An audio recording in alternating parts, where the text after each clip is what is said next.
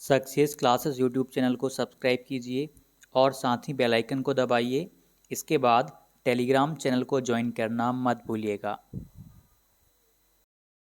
Welcome to success classes. आशा करता हूँ कि आप सभी स्वस्थ होंगे, मस्त होंगे और आपकी तैयारी बेहतरीन चल रही होगी। तो आज बात कर रहे हैं वर्ग 2 चयन परीक्षा के संबंध में। वैसे तो आज मन था कि आपको अपनी कहानी बताऊं, जो अभी हम उत्तराखंड घूम के आए हुए हैं उसको मैं बस एक अनुभव अकेला साझा करूंगा। बहुत छोटा अनुभव रहेगा। उससे पहले हम अपनी मुख्य बात कर लेते हैं। अब से लगभग आपके पास 2 महीने शेष हैं परीक्षा के लिए। एक उम्मीद है कि 2 महीने में परीक्षा हो जाएगी।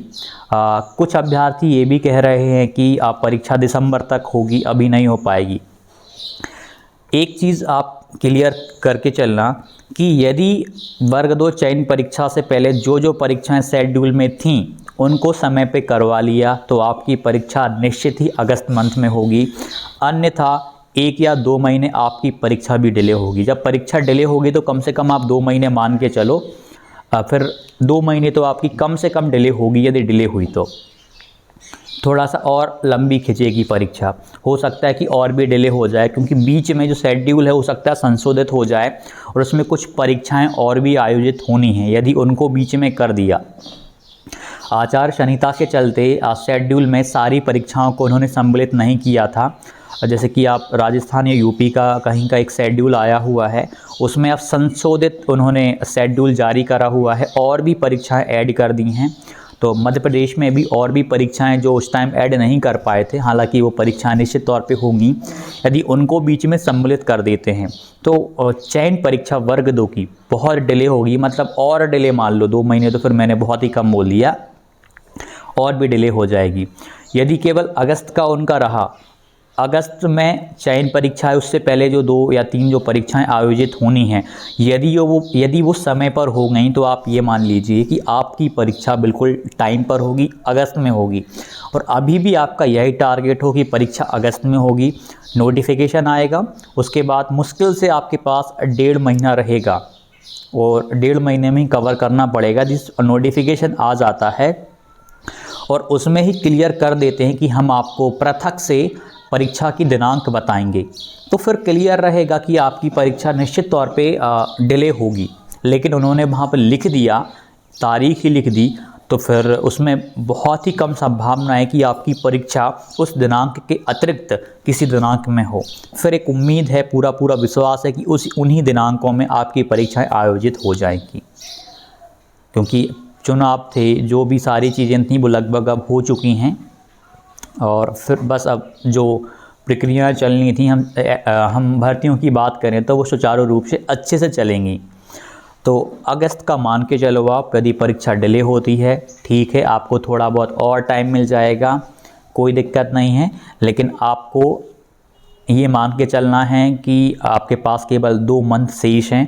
इन 2 मंथ में ही आपको अपनी तैयारी बहुत ही अच्छी बेहतर करना है, ताकि परीक्षा के टाइम पर आपको अफसोस ना हो कि काश मैंने ये पढ़ लिया होता, तो ये प्रॉब्लम नहीं आती। ठीक है, तो ये चीज़ थी। एक छोटा सा यात्रा वृतांत बताऊंगा मैं आपको उत्तराखंड का। उसका हमने ब्लॉग बनाया हुआ है, लेकिन वो जो ब्लॉग है ना, अपलोड करूंगा अभी नहीं, जब भी मौका मिलेगा। वो दूसरे मोबाइल फ़ोन में, भाई का मोबाइल लेके गया था मैं, तो उससे ही हमने ब्लॉग करा हुआ है, शूट करा था। एक हम ब्लेज़ गए थे, उत्तराखंड के ब्लेज़, खुरपाताल नाम का एक ब्लेज़ है। वैसे तो हम स्कूटी से घूम रहे थे, तो सबसे लास्ट पॉइंट हमें जो मिला था वो खुरपाताल मिला था, और हम वहाँ गए। तो वहाँ के गांव में हम ज़रूर गए। वैसे तो कोई उस गांव में नहीं जाता, मतलब घूमने के पर्पज़ से, लेकिन हमें एक गांव घूमना था, क्योंकि असली वाला जो उत्तराखंड था वो वहाँ के ब्लेज़ में था। कहीं ना कहीं संस्कृति कहीं ना कहीं वहाँ हमें देखने को मिली। हमने वहाँ का ब्लेज़ देखा। हुआ क्या कि हम जब वापस उस गांव से लौट के आ रहे थे, हम रास्ता थोड़ा सा घूम गए थे और गलती से वहाँ के हम गवर्नमेंट स्कूल चले गए थे।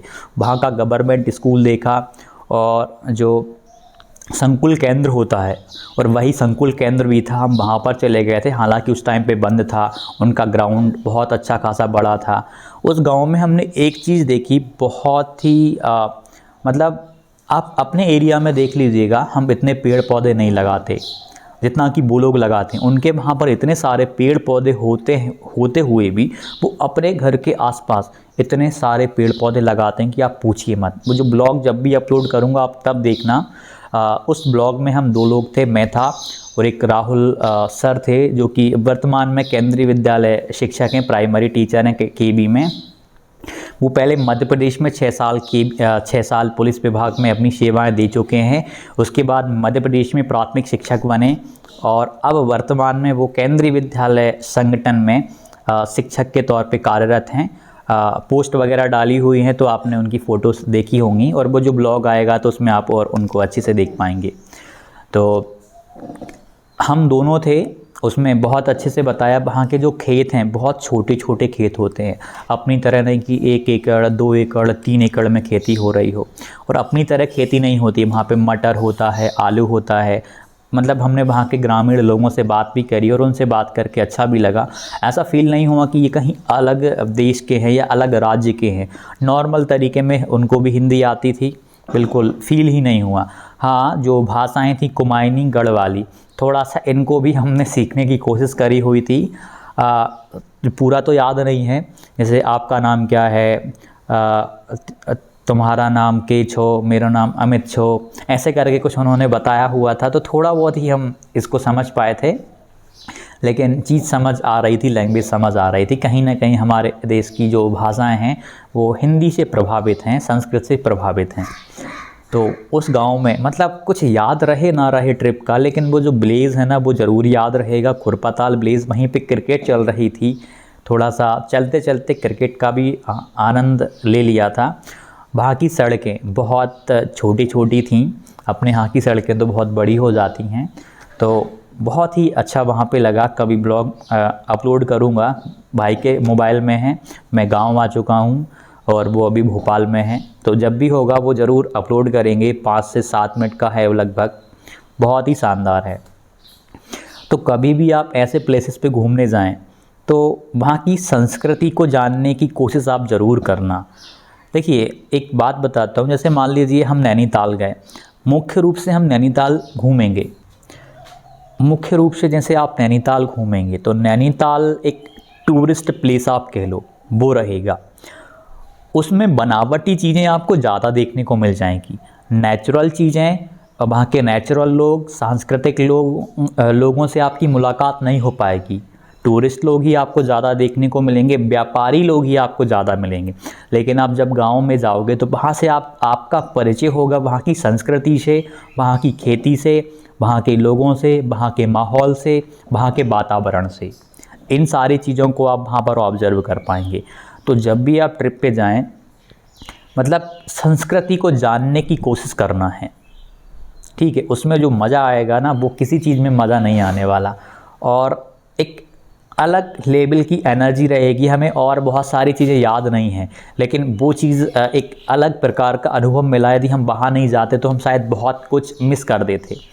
और वो जो अनुभव है, उन अनुभवों को हम अपने विद्यार्थियों के साथ साझा कर सकते हैं। निश्चित तौर पे वो अनुभव काम आएंगे।